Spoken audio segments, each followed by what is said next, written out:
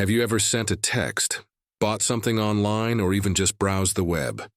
If you have, you've used some of the most powerful and beautiful mathematics ever invented. It's working silently in the background, protecting your secrets, your money, and your identity. This is the world of cryptography, and today, we're going to unlock its mathematical heart. So what is cryptography? At its core, it's the science of secret communication. The goal is to send a message from one person, let's call her Alice, to another, Bob, in such a way that if a third person, Eve the eavesdropper, intercepts it, she can't understand a thing. The original message is called plain text, and the scrambled version is called ciphertext. The process of turning plain text into ciphertext is called encryption, and getting it back is decryption. For thousands of years, this was a game of clever substitutions and transpositions. Think of the Caesar cipher, where you just shift each letter of the alphabet by a certain number of places. If the shift is 3, A becomes D, B becomes E, and so on. Hello becomes core. Simple, right? Too simple. Anyone could crack this just by trying all 25 possible shifts. This highlights the fundamental challenge of early cryptography. The method for scrambling and unscrambling the message was the secret itself. If Eve figured out the method, the whole system was broken. This all changed in the 20th century with the birth of modern public key cryptography. This is where the real mathematical magic begins. The big idea here is to separate the key used for encryption from the key used for decryption. Imagine a special kind of padlock. Anyone can snap it shut. That's the public key. But only one person has the unique key to open it. That's the private key. So Bob generates a pair of keys, one public, one private. He shouts his public key from the rooftops. He posts it on his website. He emails it to everyone. It doesn't matter who sees it. Alice wants to send Bob a secret message. She takes her message, uses Bob's public key to encrypt it, and sends the scrambled ciphertext over. Now, even if Eve intercepts this message, she's stuck. Bob's public key can only lock the box. It can't unlock it. The only thing that can decrypt the message is Bob's private key, which he has kept completely secret. It's a brilliant concept, but how do you actually build this mathematical padlock?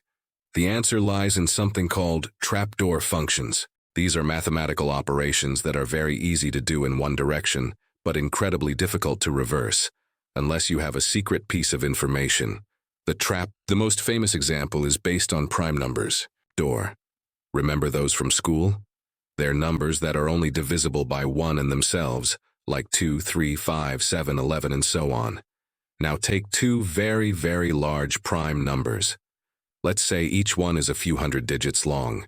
Multiplying them together is easy for a computer. It might take a fraction of a second. But what about the reverse? If I give you the result of that multiplication, a massive number with maybe 600 digits, and ask you to find the two original prime numbers I started with, that's called prime factorization. And that problem is monstrously difficult.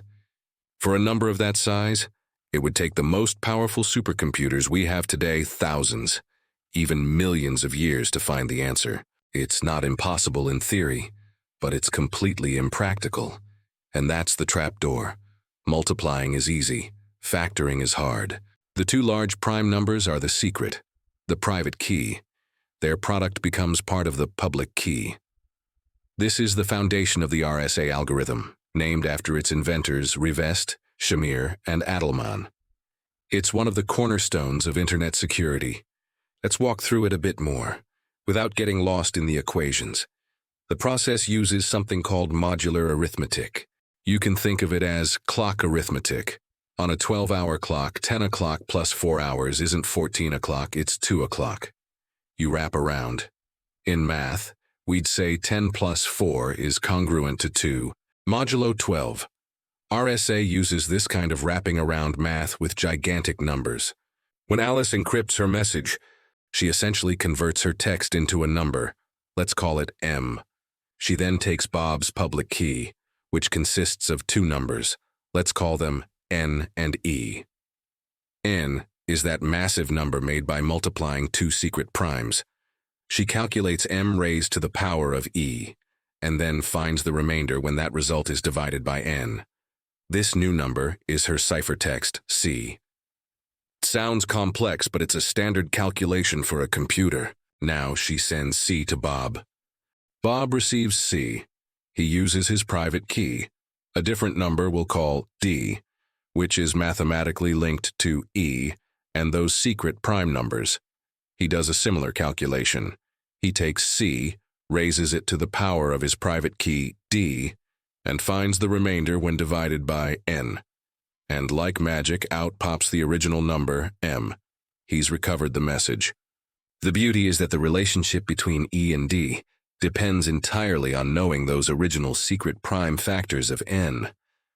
Without them, you can't figure out D from E and N.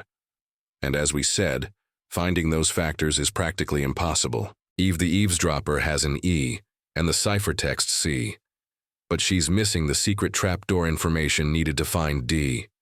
She's locked out. But that's not the only mathematical trick up cryptography's sleeve. There's another fascinating area called elliptic curve cryptography, or ECC. Instead of factoring large numbers, imagine a graph with a certain loopy C-shaped curve on it. ECC is based on the properties of points on a specific type of curve. There are rules for adding 2 points on this curve to get a third point, also on the curve. It's a bit like a weird game of billiards. To add point P and point Q, you draw a line through them. This line will hit the curve at a third point. You then reflect that point across the x-axis to get your answer, P plus Q. Now what if you add a point to itself over and over again? Say, you calculate P plus P, which gives you 2P. Then you add P to that to get 3P, and so on. This is like multiplication. If I ask you to calculate 100 times P, you can do it pretty efficiently. But here's the trapdoor. If I give you the starting point P and the final point, let's call it Q, which is the result of adding P to itself K times, can you find the number K? This is known as the elliptic curve discrete logarithm problem. And just like prime factorization, it's incredibly hard to solve. So K, the number of times you added the point to itself, becomes the private key. The starting point P and the final point Q can be public. This system provides security that's just as strong as RSA, but with much smaller key sizes. This makes it faster and more efficient, which is why it's used in many modern applications, like your smartphone and even cryptocurrencies like Bitcoin. So we have these amazing public key systems for exchanging secret keys. But they're a bit slow for encrypting large amounts of data, like an entire movie you're streaming. For that, we typically use something faster, called symmetric cryptography. This is more like the old-fashioned systems, where the same key is used to both encrypt and decrypt. The standard here is called AES, the Advanced Encryption Standard. It's a complex series of substitutions and permutations, mixing and shuffling the data in rounds. It's incredibly fast and secure, as long as the key is kept secret. So how do we get the best of both worlds? We combine them. When your browser connects securely to a website, it first uses a public key system like RSA or ECC. Your browser and the website's server perform a mathematical handshake. They use the slow but powerful public key method to securely agree on a brand new one-time use symmetric key. Once they both have this shared secret key, they switch to the much faster AES symmetric system to encrypt all the actual data, the web pages, your passwords, your credit card number. It's an elegant two-step dance. Public key crypto is used to open a secure channel, and symmetric crypto is used to pour the data through it. And the story doesn't end there. The next frontier is quantum computing. A powerful quantum computer, if one is ever built, could theoretically break RSA and ECC by solving those hard math problems, prime factorization and discrete logarithms, very quickly. This has led cryptographers to develop a whole new field, post-quantum cryptography. They're searching for new mathematical trapdoor problems that would be hard even for a quantum computer to solve. It's a race between the code makers and the code breakers, a race that has been going on for centuries, So the next time you see that little padlock icon in your browser, remember the incredible mathematics happening behind the scenes, and continues to push the boundaries of mathematics. It's a symphony of prime numbers, elliptic curves, and modular arithmetic, all working in concert to keep your digital life safe. It's a testament to how abstract mathematical ideas can become the invisible shield that protects our modern world. Thanks for watching. If you enjoyed this journey into the math of secrets, don't forget to like, subscribe, and hit that notification bell for more deep dives into the science and technology that shape our lives. See you next time.